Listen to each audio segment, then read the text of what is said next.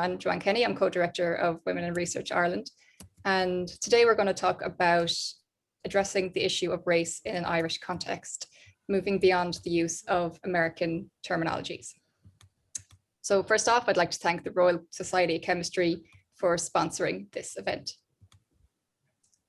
So as you can see, we have a fantastic panel with us today, put together by Sandrine DeHero, who is also a Women in Research Ireland committee member. And I'm going to give you an introduction of all the panelists before we start today. So firstly, we have Sandrine DeHero, who is an English PhD student in the University of Limerick. We have Mamobo Ogoro, who is a social psychology PhD candidate at the University of Limerick. Vicky Mosatongo, also known as Vicky Inspires, is a model, a founder of Unspoken Truths series, and is a diversity and inclusion advocate and co-head of Rooted and United Youth, or IAI network. Sarah El Sayed is a public policy professional currently working in the houses of the Oireachtas for a senior cabinet minister. Sahar Ahmed is a barrister and member of the Honourable Society of Gray's Inn, an advocate of the High Courts of Pakistan, and a PhD student at Trinity College Dublin School of Law. Paolo Martinez is a Brazilian Ecuadorian migrant in Dublin. Paula completed an undergraduate degree in politics and French at UCD and is currently studying racial issues, migration rights, and decolonization at master's level at UCD. And Rosemary Maughan is a human rights activist working in the Irish traveller movement for 17 years, working on issues such as accommodation, education, health, traveller ethnicity and diversity within the community. And she's joining the panel today in her personal time as a traveller woman. So I'm going to ask Sandrine, can you tell us a bit about the importance of today's event? Yeah, thank you so much, Joanne. Firstly, thank you so much to the Women in Research for providing this safe space to talk about the issue of race. And I think this idea had always been like swirling around my mind, especially just like in the re-emergence of BLM, but within the Irish context.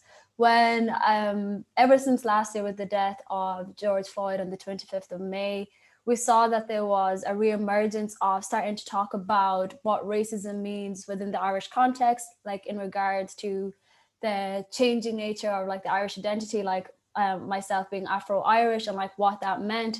But within that, I kept seeing how whenever we were talking about race and BLM, we're just talking about it from a Black perspective. So I saw that not everyone was included in it, even though Ireland has a deep-rooted issue of racism, but through different angles. So I saw that there was a lack of space for people to talk about it, and those that were suffering about it, it was only a small percentage of them that were given the platform. So like myself, I was given the platform to talk about it. So I really wanted to capture these voices, which are all pioneering change and really asking like what is like again like the definition of racism and what that means for the different individuals, like so whether or not be from the Black community, whether or not be from people in asylum seeker, whether or not be the traveller community. So to kind of provide this space to all come in and talk about it, because we've seen, especially with COVID, with the increase in the anti-Asian hate, but yet again there's no platform to talk about that. So it's just by going beyond and moving beyond this need of looking at BLM just as an issue between Black and white and just understanding it within a local and geographical setting of Ireland. So again, like I was just fortunate enough to like know all these amazing group of women which are always pioneering for change and always talking about it, and we all have that same sense of giving each other a platform to talk about these issues and just understanding the different lived experiences that we go through. So like me being Afro-Irish and being from Rwanda, like my experience of racism is completely different from anyone from Nigeria or Congo or anything like that. So it's not my space to talk about the Black experience just from my own sense of it. So just by providing a safe space for individuals, especially women of color and women of minority backgrounds, I just think it's a spectacular moment that we're in, that we have a safe space to talk about these issues and just learn from each other in order to see how we can best move forward when addressing racism within the Irish context. Thanks, Sandrine. And I think Susan has a poll she would like to ask the attendees.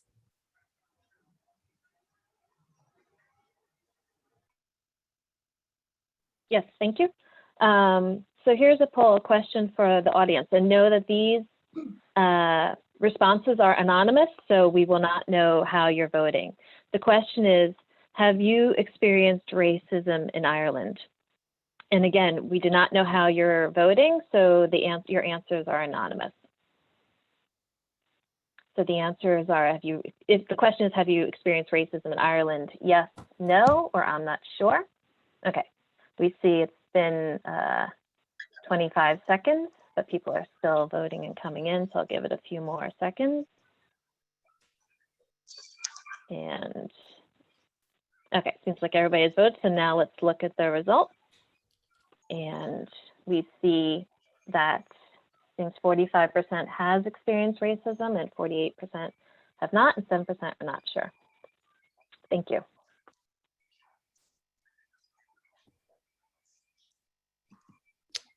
Okay, thanks everyone. So myself and Kathy, who's with us today, she's the treasurer of Women in Research Ireland. We're going to do the interview with the panelists, and then we're going to move on to the audience questions and answers. And as we go along, please type your questions for the panelists in the Q&A box that's you can find at the bottom of your screen. And a member of the Women in Research Committee will read it out during the question and answers section. So also, if you have pre-asked your questions, we'll also get around to reading them out. Just want to mention as well, if there's any harmful comments that are put in the Q&A box, that we reserve the right to remove any individuals from the event. Okay, so I'm going to start with a question for each of our panelists. So from your experience, what are the main issues of racism and prejudice in Ireland? And how does racism differ in Ireland compared to America? I'll start with Mabobo. Hi, everyone. Thank you so much for inviting me to this talk. I think this talk is really essential in this context in Ireland today, and it's really essential that we have platforms like this to really speak on these issues. So one of the things that I think is happening in Ireland right now, and things that we are not, the things that we are not really talking about in Ireland, and we're not really having open intergroup contact, if you get what I mean. So I understand that it's important to have safe spaces, and it's important to create those safe spaces for minority group members, and which we are doing. And it's really nice to see that we are creating safe spaces within communities to really talk about experiences of racism, talk about how things are going on, which is really essential to building resilience and empowering those communities. Of course, there are still communities that really need to be empowered and really need to really have their voices be heard in these situations. But one of the things I really don't see is that intergroup contact, which is really positive intergroup contact, which is really essential for moving forward as a society. So in order to move forward and in order to be unified, we really need to understand our own experience, yes, which we know firsthand. But another thing we need to know is we need to understand and empathize with other people's experience, regardless of if we experience it ourselves or if we don't. So I really think moving forward, and that as well can really amplify in terms of having universal policies and having universal strategies moving forward. So I really think we need to have positive intergroup contact, because social psychologically speaking, positive intergroup contact is a way in which we can move forward, in which we can reconcile as a community, in which we can have spaces in which everyone's voices is heard. Because a lot of times when I'm thinking and talking about racism as someone in a minority group standing, I find a lot of people in the majority group are really uncomfortable about talking about these things. It's like kind of like they're tiptoeing and don't know what to say, what to do, what to think, because they feel like they're going to be attacked as as a racist and things like that. So I'm thinking the best way is to have spaces in which people can be, and I commend everyone for coming into this space today, but spaces in which people can come and ask those questions that they may be a bit wary about, but having that space in which we can effectively learn, a space that we can grow, and which we can have that intergroup contact, which is essential for moving forward as a unified society. What was the second part of the question again? How does racism differ in Ireland compared to America? Okay, so it's one of my pet peeves is when people kind of like copy and paste American ideology into the context of Ireland. America, the history of race in America, I feel it's like at this point it's kind of ingrained in their doctrine and it's a huge part of their history in the US. Whereas in Ireland, the history of race and race relations is quite new in comparison to other Western countries like the US and the UK. So when we are copying and pasting language from those countries, we're not taking their contextual history. We're not taking the contextual history behind that, and we're just saying things that they do to make it easier for us here, where the fact is that we need to actually deconstruct and dissect the particular racial issues that we do have here in Ireland, which are effectively different to the US and the UK because we're different countries, different contexts. So it's super important to understand that as well. And another thing that we kind of do in terms of racial context as well, I know in the US it's a lot in terms of like black and white, whereas in the Black community in the US, their history is quite often different to the Black community here. So a lot of most, if not all, the Black community in Ireland, we come from African backgrounds. We know our African heritage. And a lot of times that's kind of like put to the burner and we're just seen as this overarching Black. And I'm like, okay, first of all, Black is a race and that's socially constructed. So we need to dissect that as well. And we need to understand the richness and the ethnicities and the cultures that come within that Blackness as well. So one thing that I think we really need to do is kind of create our own terminology, create our own things that we can actually use to describe the Irish context, to describe race in our own particular context. Because I think by adopting those terminologies and ideologies from the US, from the UK, we could steer ourselves into the direction that they may be going in, which looking at the US, I don't think a lot of people in Ireland would want to. So it's really important to have the new language that we have here to kind of steer ourselves in the direction that we want to go, which I really believe that the vast majority of Irish people kind of see that everyone is deserving of dignity at a base level, dignity and respect. So I'm hoping that we use that as a learning tool to kind of create our own language in terms of race relations. So thank you. So interesting, Mamobo. We'll move on to Sandrine.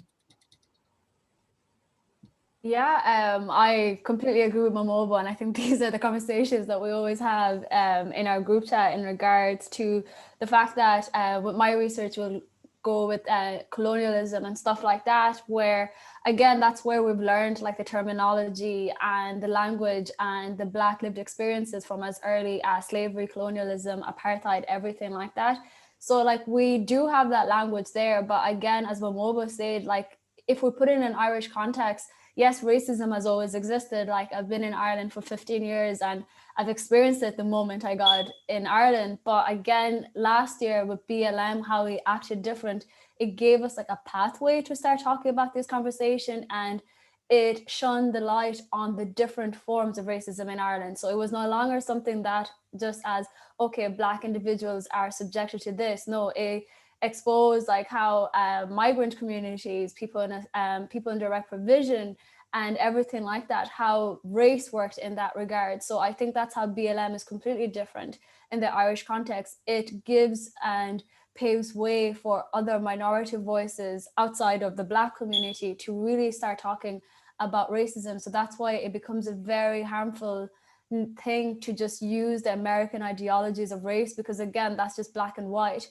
and project it onto Ireland, because then we're leaving out other people who are experiencing racism. And I always say this, it's not enough to like have BLM on your Instagram, yet hate travelers or hate your migrant neighbors. So if you're going to be anti-racist, you're going to be anti-racist for absolutely every different ethnic minority groups in Ireland. And I think that's where we're at a really exciting time where we are engaging with these conversations.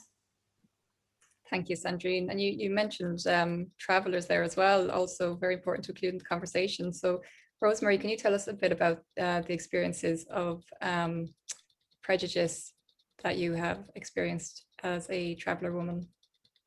Maybe first of all, I just touch on the first question because it's very important that I suppose give a traveller perspective to that. And I suppose just to welcome everybody that invited me here, because it's so important in terms of looking at racism in the context of Ireland, that Minkers are centre to this conversation. Because unfortunately, for what we see and what we feel is that some people within Irish society, from the general population, racism is new to Ireland, and some actually still deny the fact that Ireland is racist, and some settled white people are actually racist. And you know, there's this kind of hypocrisy, you know, where people are being hypocrites. Sorry, I can't pronounce that word, but being hypocrites. You know, when they all jump behind the bandwagon, you know, of Black Lives Matter, and rightly so, because Black people all over the world have been treated so cruelly and based on their skin color. And I suppose travellers stand in solidarity with the Black community, and especially in terms of standing in solidarity with you here in Ireland. But to see our brothers and sisters, our Irish brothers and sisters, to support other communities, and rightly so, to support them, but to turn around and to discriminate against, you know, young traveller children, to block traveller specific accommodation, to deny the fact that we have suffered racism for generations in our own country. I mean, a struggle for travellers is even being part of the conversation of racism, that we have to constantly online or on our daily, just going around daily, that we have to constantly explain to people, yes, I'm white, yes, I'm a white Irish person, but yes, I have a lived experience of racism. And like we all know, most of us know, that discrimination towards an ethnic minority falls under the umbrella of racism. And our discrimination is not based on our skin color, it's based on our ethnicity. And it has done since the moment that we were born. And you know, and I'm hearing about people, you know, which is terrible. You know, I'm here 5 years, I'm here 12 years, I'm here 17 years, 20 years, and I experienced racism. I'm 41 and I've experienced it since I was born, and I know I'm going to experience it until I die. And all my family before me have experienced it and died never having their rights, simply because they were travellers. So this is the Irish context, and I suppose this is the difference when we look at the difference between America and Ireland. We have different histories, and some of the women already, you know, have already aligned to that. We have a different context, we have different communities here. The different communities that have come to Ireland have different experiences that they will have in America, and I suppose, and different ethnicities. And it's important to embrace everybody's ethnicity. And like travellers feel so strongly about that, because for 30 years we had to campaign within our own country to have our ethnicity recognised by the Irish state, and it was only symbolically recognised. So I just think it's so important as well, just to say, as an ally, because obviously I'm here as an ally to all other women on the panel, and you know, like sometimes I don't feel that I actually have a right, being white, talking about the Black Lives Matter movement, because I'm an ally to that. I'm not part of that, and I would feel, you know, my role in that is listening to the Black community and supporting them on what they decide. Even though I'm Irish and I experience racism in my own country, I would leave that decision to the Black community, and I suppose other communities that are part of that. I just don't feel comfortable seeing that I'm white, if that makes sense. Thank you, Rosemary. Paola, would you like to comment? Yeah, for me, first of all, thanks so much for having me here, and I love everyone here. I think it is amazing. But for me, one of the big issues, and that I'm doing my big dissertation on in my master's, is that in Ireland, I feel there is a big blockade because of this story of being a colonized country and to be anti-imperialist and to have been oppressed. And I feel even though this is a reality that Ireland went through, and it's the main reason also why they are so different to the UK and to the US. But that doesn't take away, and I feel this works for Irish white-centered people as a allowing them to say they cannot be racist or there is no racism here because they have been anti-imperialist, colonized, and oppressed. But it doesn't allow us to go further in the conversation and actually make change or really see what is not working in Ireland, because the truth is that there is racism. And I think also a big issue in Ireland, talking about race and decolonization in general, is also another talk of, oh, but there's no Black people here, which is just like visually not a reality. There is Black people here. But also, I feel this is, again, just to allow racism to keep existing in Ireland and not addressing it or be able to really talk about it and find solutions. So I feel in the Irish context, it is completely different to the UK one, completely different to the US one, but we need at the same time to go after those barriers of, okay, yeah, Ireland was a colonized country, but they did ages ago started to profit from their white privilege, because although ethnically they were completely oppressed, then at some point in the history of Ireland, racially, everyone saw them as white. And that's why we have in the US so many white supremacists come from Irish families and stuff. So we have, I feel, to be honest and really educate Irish people about, first of all, the reality of Irishness and white privilege, and then also about the reality that we are just constructing a fake idea of Ireland, like a distorted one, that there is no Black people or other groups. When, for example, me as a Brazilian, I'm an Afro-Brazilian here. There's so many Afro-Brazilian people here. All of the north of Dublin, you walk and everything you hear is Portuguese.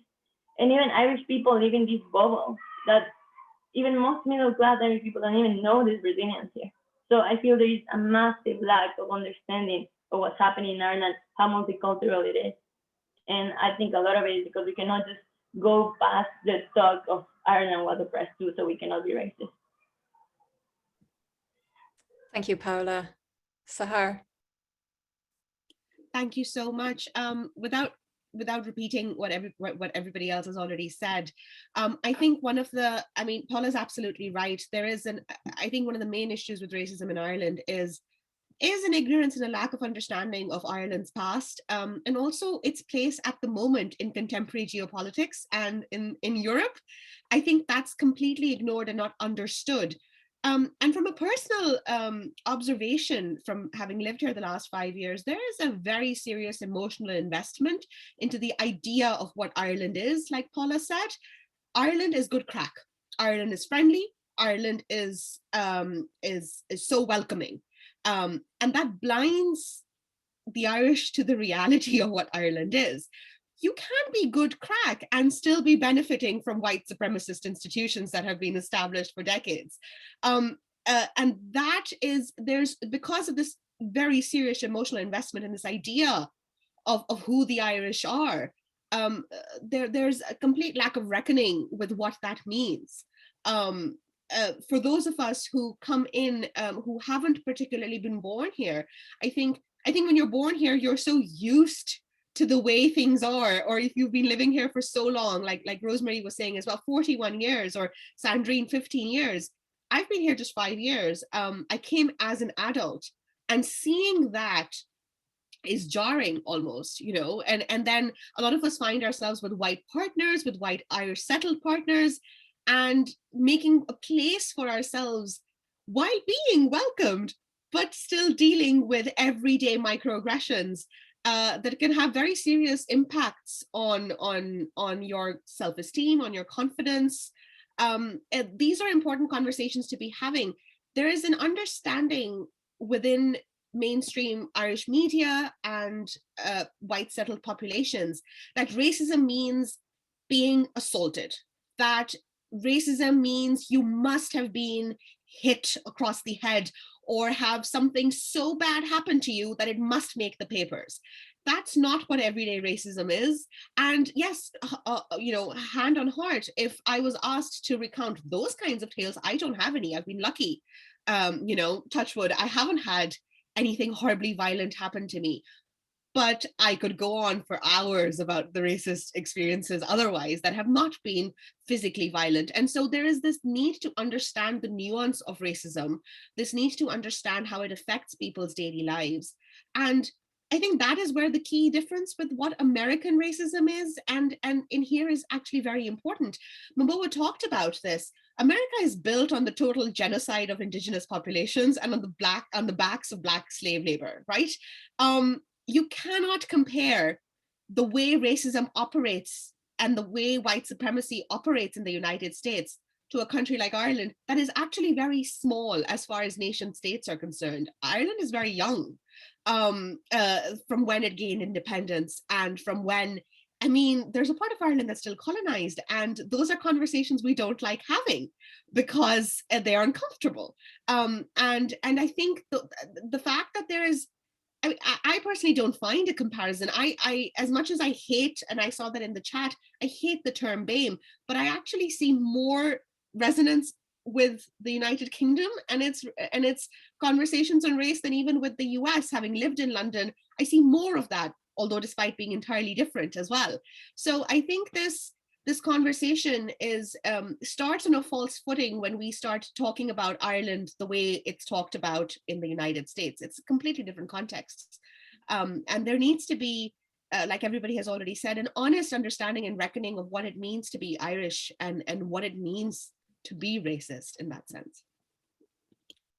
Thank you, Sahar and Vicky. So we'll briefly finish this question. We have a few more questions to get through in the interview. So we've Vicky and Sarah.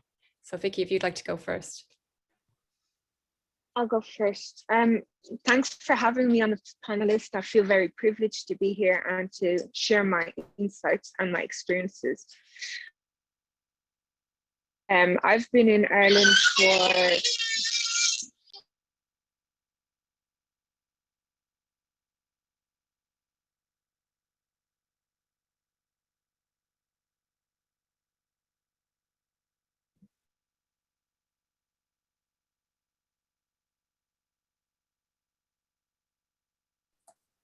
Not sure if Vicky's connection sorry, is... I'm just gonna say, even if she's screaming in the background. Can you hear me? Sorry, can you hear me? Connection is a bit jumpy. Hello? Perhaps if Hello? Sarah will go ahead and we'll come back Joanne? to Vicky. Yeah, but can you hear me? Okay. It's a little broken, but we'll come back. We'll come back to Vicky.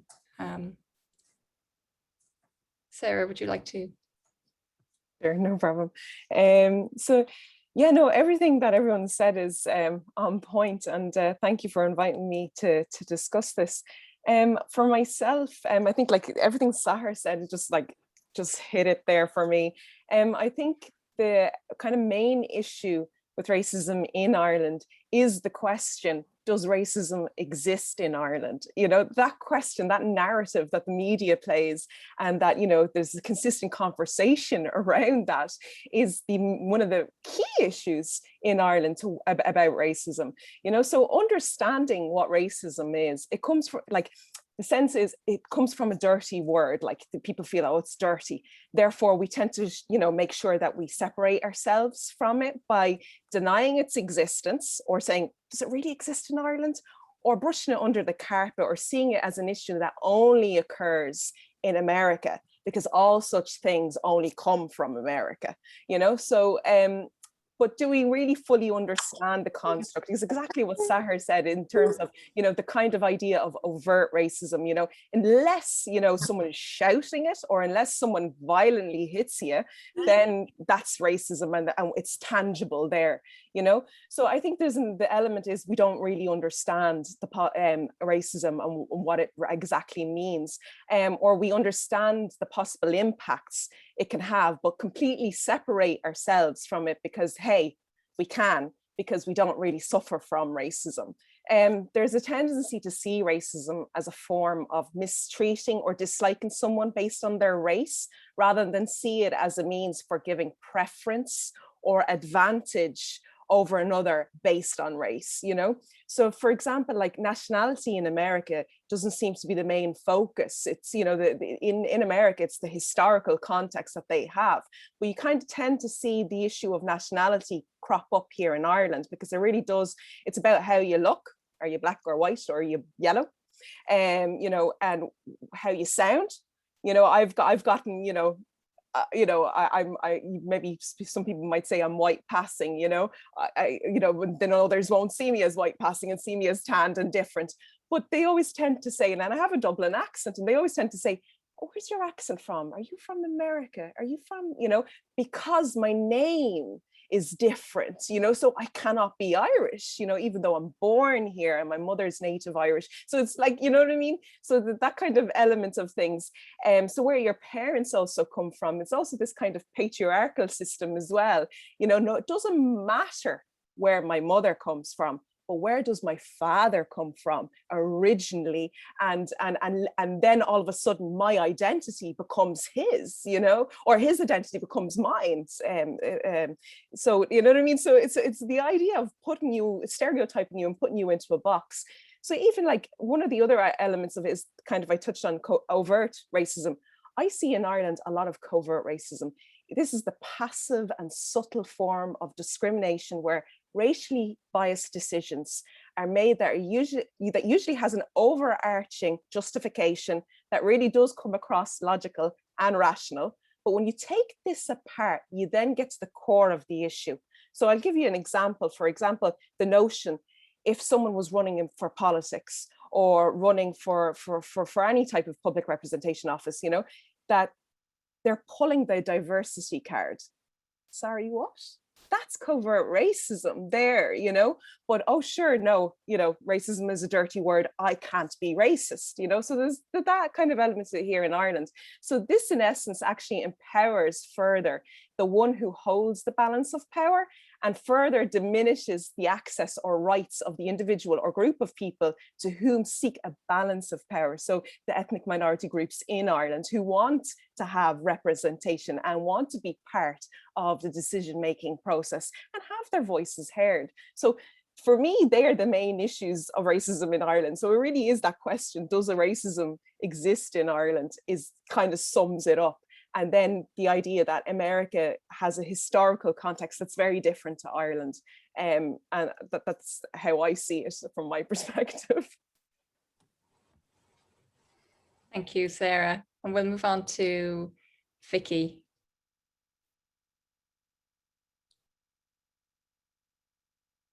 Fingers crossed. Can you hear me? Can you hear me or see me?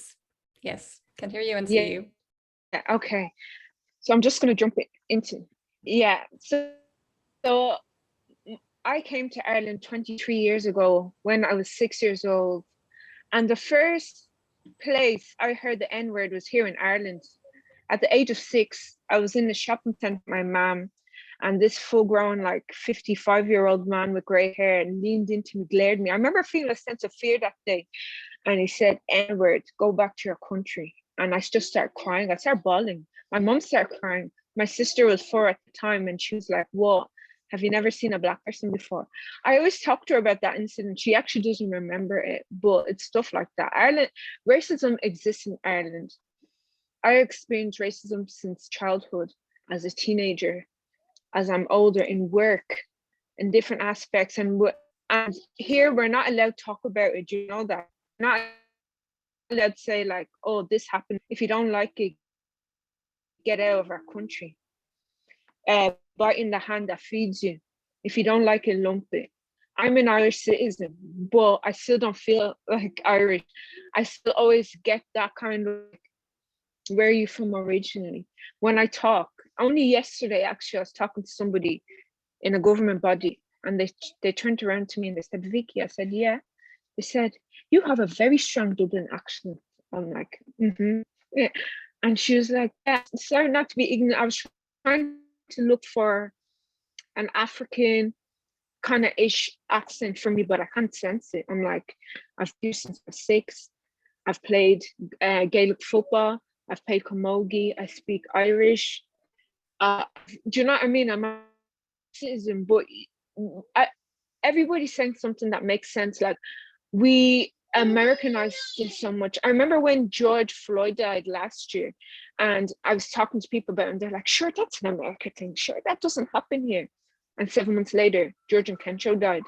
The racism that I have experienced since his death in Ireland has been like, wow, has this been kind of been hidden under the carpet for so long that now it's just an opportunity for it to kind of burst out. We're not allowed to talk about this. We're not even recognized here, do you know, that as an ethnic race. On a form here in Ireland, it says traveler, it says Chinese Irish, it says white Irish, it has Black African, and that's it. I remember when I had my daughter in 2017 in the hospital, and I was like, is there no Black Irish on this? And they're like, no, we're not recognized. But as well, are we given the opportunity to be able to run or be part of organizations that we can be kind of seen there as well, to be understood and heard? In school, I remember reading the book To Kill a Mockingbird, and there's the N-word was in the book, and I remember everybody in the class was staring at me and I didn't understand why, and I saw it. And that's what I mean. Black Irish people exist, Black African, and we put a lot in this country as well. We pay taxes, we're very involved, especially when we come young or we're born here. And as a mother that has 2 children, I ask myself, will my kids get asked the same question as well? You know? Thank you, Vicky. So some very powerful and insightful information from all the panelists. We're going to have one more question from Kathy that we'll answer briefly, and then we'll move on to the audience's questions, because we have a lot coming in and we'll try to get through as many as we can. Thank you, Joanne. My question is for Rosemary. I know you touched on this earlier, but if you could expand a bit more about the discrimination that travellers face in Ireland today. Yeah, I suppose just to compliment all the ladies on their powerful inputs here, because it's just so powerful space that as marginalized women who experience racism are here together in solidarity and love. And it's this narrative that will break racism with Ireland. So I'm just so delighted to be invited into this space, and hopefully we'll have more. And after COVID-19, that we'll actually meet in person and create massive positive change together. But I suppose in terms of the traveller experience, unfortunately, we have been resisting assimilation and oppression since the foundation of the Irish Free State. So when white settled people became free in their own country, Irish travellers remained like prisoners within our own country. Like, as I mentioned already, we had to fight for 30 years for ethnicity or traveller ethnicity to be recognised. We face institutional racism from the state, from local services, from individuals. Every aspect of our life, every breath that we take, we experience racism. And I suppose a few examples of that, and very specific racism, because I think, like, we are the only community, as in my experience, that local politicians use it as election bait to gain votes, and they are elected on the race by being racist towards us, and they become TDs, they even become ministers, and they're not held accountable, and there's no national outcry. You know, it's like, it's okay to be racist towards travellers, and in fact it seems that we are the last accepted racism within our country, because we will see a lot of allies coming out for other communities. And I applaud that. I'm glad that other communities have strong allies, and I try to be an ally myself. But it does really hurt travellers when we see that that level of racism seems to be acceptable and nobody is challenging it. That local councillors can block traveller specific accommodation within council chambers and nobody calls on it.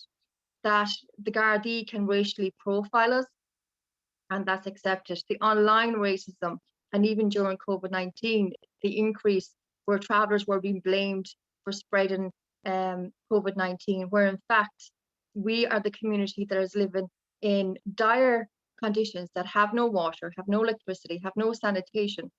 So therefore, we don't have the self-isolation space. We don't even have the basic facilities such as water to protect ourselves so we could protect others. But yet the narrative is, it's travellers' fault, you know, as always. And even in the media, you know, if you see even a positive article about travellers in the article, just go under the comments. And there lies the traveller hatred that has always existed within our country. And you know, like, we have been researched till the cows come home, and all the stats are evidence of the racism that we have experienced in our country. I mean, only 1% of us make it to third level university. 80% of us, now this is out of a community that's 40,000 within the country, only, or 80% of us are unemployed. And the majority of us who are employed within the traveller movement. Now that should be a red flag, because that's where we're gaining our employment, in human rights organizations that are working towards our equality. You know, 53% of travellers have experienced discrimination in pubs. Like, we don't have the luxury of having a local. We have to source out which pub is going to serve us, you know, this weekend. Which nightclub will let us in. We have our weddings cancelled on the day that we are due to get married. You know, we have our venues cancelled. What other community has their hometown shut down when a member of your family dies? Because I don't know any other community that happens to. That we are discriminated in the most vulnerable time in our lives if we lose a close member of our family. And sometimes it's your mother, it's your father, it's your brother, and it's through suicide. And it's through suicide because of the way that we're treated in our own country. And what compassion do we get? Our hometown closes down, where we can't get served, we can't get a cup of tea, and we can't get a sandwich. Now, that's the lived experience of travellers. And that's what seems to be accepted, because if another community had a death and the whole town shut down, there would be outcry. Even it wouldn't happen a second time. And it's happening to us for generations after generation. And we have to be the generation that we come together, all ethnic minorities and our allies, that we say that racism is not accepted within our country, and that includes travellers. Because, as somebody already pointed out, you can't be an ally to the Black community and say that you're anti-racist and turn around and discriminate travellers. Because I'm sorry, if you do that, you're racist. There's no other explanation, and you have to admit that, you know. And I'm just so conscious that we're running out of time. And I could talk about traveller oppression and racism here for ages, but I'm just so conscious that there's more important voices here, and I'd like to give them the space to really talk about their experience. Thank you, Rosemary. I'm going to hand it over to Anna. Hi, thank you so much for all your talks. Yes, now so we are going to move to the audience's questions, and Emmy will start with the first that was submitted in advance. Yeah, thank you so much, Anna. So we have two questions here that are quite intertwined. So the first one being, hi there, I'm a teacher. My students speak of their experiences as Irish children, born or growing up in Ireland, yet being seen as foreign. They identify strongly with American culture, much more so than they do with Irish culture or with the cultures of their parents. My sense is that they don't see themselves as acknowledged, validated by, or reflected in much of Irish society, yet also feel a disconnect from their ancestral heritage. So they turn to the US culture to fulfill this need. Is this too reductive a view on my part? As their teacher, can I, or even should I, attempt to steer them away from what is perhaps a hegemonic application of US-centric discourse around race? Can I help them to foster a language for an understanding of race in an Irish context?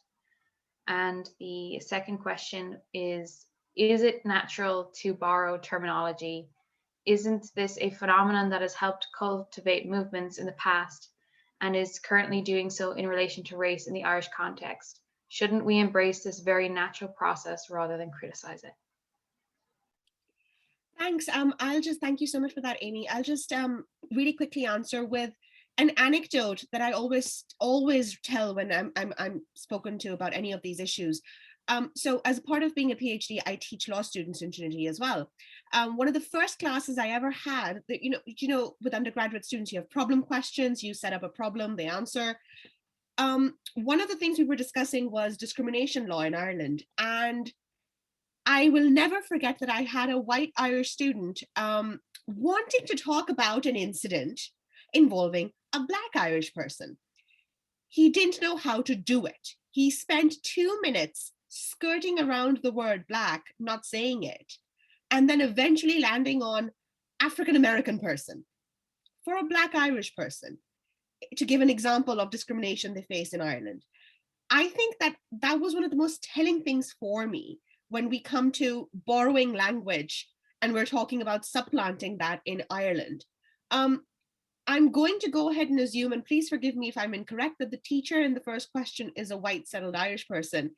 The onus is not on correcting and teaching Black or brown students and the language that they identify with, or the language or the identity they want to identify with. The onus on teachers, the onus on educationists, on people in society is to teach other white people the language of racism and the language of race and how to talk about minorities and ethnicities that are not white. So it's not to steer Black Irish kids away from identifying with American, Black American culture. It's how do you teach your white students to talk about other Black Irish students? The fact that we don't have the language to talk about those in our society who don't look like us is a problem. And that is where borrowing, yes, we can have a natural and organic borrowing of terms that obviously happens. Of course it does.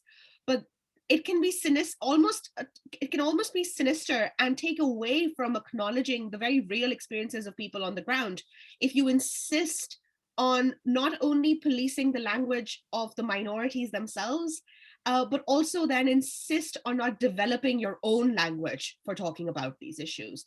And I think that's the real crux of this. And that experience with that white student was so telling for me, that he's learning discrimination law. He's talking about experiences, very real experiences that he has experienced as a witness in society, but can't say the word Black and has to say African American.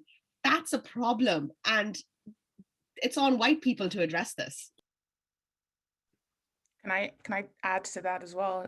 That was just a great sentiment, Sarah and Sahar, sorry. And it kind of brought me back to that question that the teacher was saying to my, with my research that I do. So my research is in social psychology, and it's in understanding multicultural identities of particularly second generation migrants. So myself, I'm not second generation, but I moved to Ireland when I was like 3-4 years old. So in my research, what I'm doing is I'm kind of understanding the identities of those generations. And I kind of started off with my master's research on people of African descent, and wanted to look at the experiences of racism and multicultural identities in older and younger generation people of migrant descent from African descent.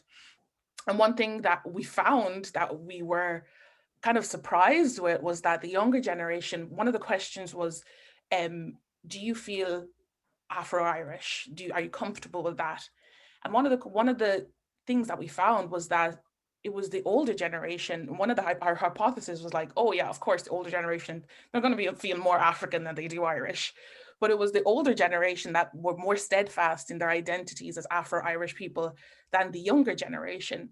So the younger generation, they didn't feel Afro-Irish, they didn't feel as though they had those two blended identities together simultaneously. So this has kind of spurred me into what I'm doing in my PhD research now, and understanding the social representations of multicultural people in Ireland. And because I think Ireland, and I'm still in the sort of research analysis process of it, I'm doing focus groups and interviews. And one of the things that is going on, because these second generation migrants, we're so new to this sort of concept of multiculturalism, integration, intercultural identity. People are like, okay, it's what, 30-40 years that we've had this boom in migration in Ireland, but that is really young in comparison to other countries. So the fact that we're so new to it, there's not a lot of like understanding and research out there for people in those positions as teachers, legislators, policymakers, Gardaí, there's not a lot of understanding to the grey area when it comes to culture. So I saw one of the I think it was she was saying that intercultural competence is so essential, that we have that intercultural competence of people in that grey area of identities. Because what is going to happen, like, children are born into this country from parents who come from migrant backgrounds, and their parents tell them, okay, you're Irish, this is the country, you know, this and this and that. And then they go into the world with a world that doesn't have that intercultural competence, and then they're told that they're not from that place. They have to go back to Africa, or go back to wherever, and they're like, I don't even know that country. So it's, and within their spaces as well, sometimes in the interviews as well, in my focus group, they say even within the cultural spaces, they feel othered as well, because their parents be telling them, oh, you're acting white now, or you're doing this and this. So it's important both in the culture spaces and between the culture spaces that we do understand the multiplicities of identities. So within the youth themselves, they can actually adopt it and be proud of their both sides. There's this idea that you have to pick one side, and it's like, no, there's two or more cultures that you belong to. And it's important to kind of hone into that. And it's important for the wider majority as well to see that as a viable sort of cultural identity. So one thing there's a whole area of social psychological research called acculturation research. And one thing that happens when the wider community do not effectively other people of migrant backgrounds, there's a thing that goes in one of the strategies in acculturation. It's called separation. So separation is this idea that, and it really happens with a lot of the younger generation, because within their own family circles as well, there's a bit of conflict. It's called acculturation stress.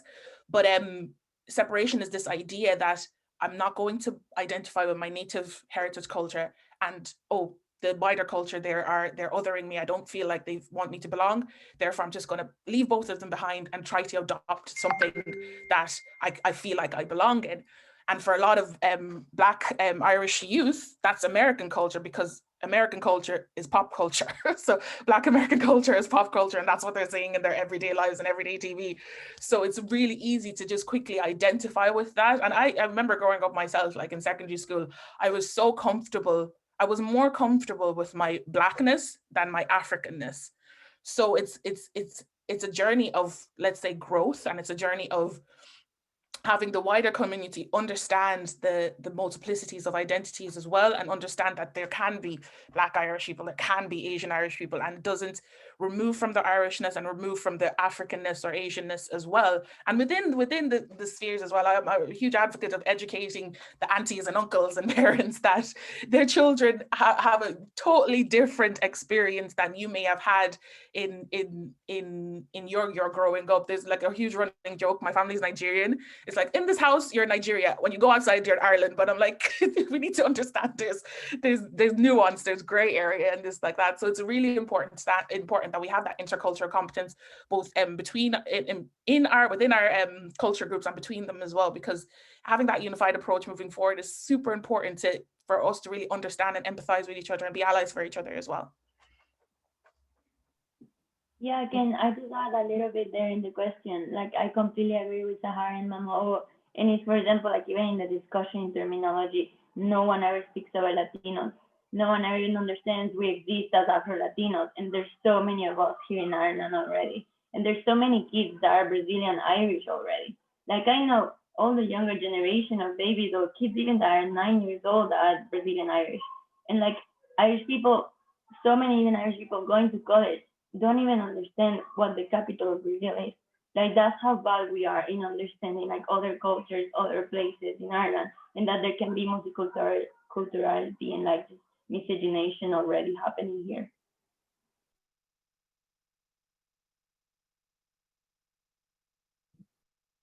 So I think we might have time for one very quick question from Sarah, if you'd like to jump in. Yes, sorry, just on mute there. So just thank you so much today. I mean, it's so wonderful to hear, well, not always wonderful, but it's great to hear your lived experience. And as a white woman, we have a lot to learn, and we need to be educated. So, and we look to you guys. So thanks so much for today. But we have a short amount of time, and I'll move to the question. So there have been questions raised in the US as to whether contemporary Afrofuturism is a moment or a movement. Do you think there is a lack of Irish Afrofuturism literature? And what are your predictions for our own moment turning into a movement? So I wonder who would like to take that. And maybe first you explain what Afrofuturism is. That would be good. I'll just briefly take that because it actually ties in with my research. So I actually look at futurity. So like with Afrofuturism, it's where you center Black people to like write about their own narrative. So when it comes to literature, a lot of the times it's Western scholars and oftentimes white Western scholars who are writing about their Black lived experience or anything like that. So, and like I look at that in my research, like what it means for an African to kind of tell their own stories and their own lived experiences and their own aspirations. And I definitely think it's a movement because it ties in with third generation African writers who are emerging in this. And I think when it comes to Ireland, it's definitely a very telling moment because like, let's say like I do literature and I haven't met a lot of other Black researchers who do English literature. So I know within the literary world, like it's still a very nuanced thing, like especially just with the likes of like Emma DeBerry and stuff like that. So I think in Ireland, we are at that change of providing other ethnicities the opportunity to like write their own story. So again, this is just where representation just matters because as I say, like me being Black or African doesn't mean that I should have the room to talk about, to write about every other Black or African people because we have different unique lived experiences. So I think in Ireland, we are at that movement, which it is going to change in just the way we approach literature by, again, providing marginalized voices their room to speak on their own story and just be central stage. And I think that's the beauty of BLM, where it's kind of, as I stated earlier, like it's gotten us to really, really think about like what it means to be Irish. And when it comes to race, like who experiences it, and just providing them platforms like today and talking to amazing women like we have been today who are talking about those different unique lived experiences, where it's just wrong to homogenize all of them and just be like, okay, we all go through the same thing. So I think Afrofuturism is the future way to look at it, and especially within the literary scene in Ireland, which is a scene that's predominantly white. We do need to move away from it and center marginalized voices. Thank you, Sandrine. I see we're coming up to 2 p.m. I know we could continue talking about this for another hour, but I know some of you have to leave for other meetings. So anyone who we didn't get around to your question, we'll make a note of them and we'll send them to the panelists, and perhaps we can continue the conversation on social media. So I want to thank each of our panelists for joining us today and for your really valued contribution in this discussion. And I know from the large audience attending, we can see how important this topic is for a lot of people, and Women at Research are going to continue with this discussion. And just thanks to all our attendees for joining us today, and enjoy the rest of your day. Thank you. We have one more poll. If people are still on the call, we're going to just do one more poll before you leave quickly. If people want to, you want to put that up, Susan? Yes, I'm just preparing we have a final question for the attendees. The question is, as an attendee, did you learn something new today about racism in Ireland? So your answers are yes, no, or I'm not sure. And these are anonymous, so we don't know how people are responding, so no worries that we're going to see how you're responding. Again, did you learn something new today about racism in Ireland? Yes, no, or I'm not sure. I see the results are coming in. Okay, it's been 30 seconds, so I'll stop and I'll show the results. And we see that a lot of people have indeed learned from today. So thank you.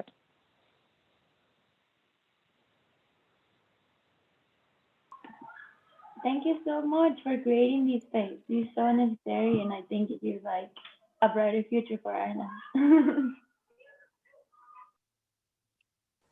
Yeah, it's just amazing to have